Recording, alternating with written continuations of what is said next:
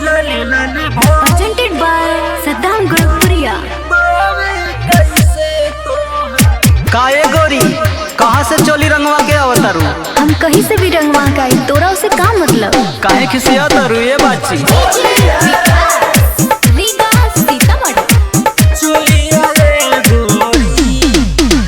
ना धराया कवारी हो करा ना बरियारी हो, दूरे दूरे रह ना तो दे दे हो गारी हो।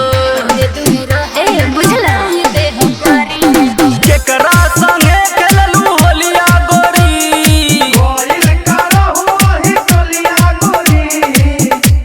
की लाले लाले भइल बावे कैसे तोहर का? चोलिया ये गोरी। हाँ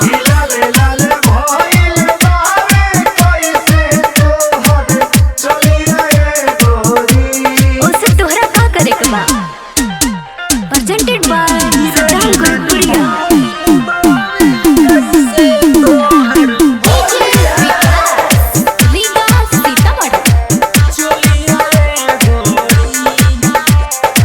झूठो के काहे बनेलू पवित्र? अच्छा। कैसे रंगाइल बा भीतर के तीतर?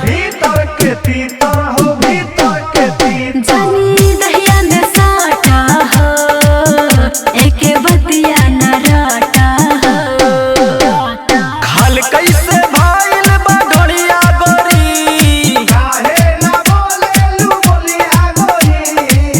ए चुप। की लाले लाले भइल बावे कैसे तोहर चोलिया ये गोरी।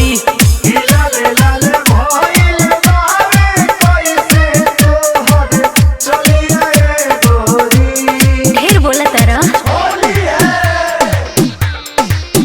presented by Saddam Gurukpriya।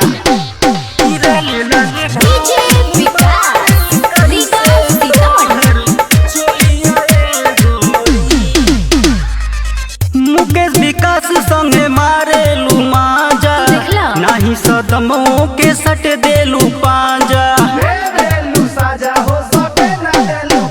देखा दूसरे दुआरी हो, ना तो पड़ जाए भारी हो।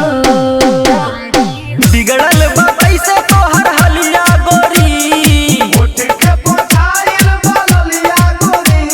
अरे कैसे बता? की लाले लाले भइल बावे कैसे तोहर चोलिया ये ना गोरी। मनबा।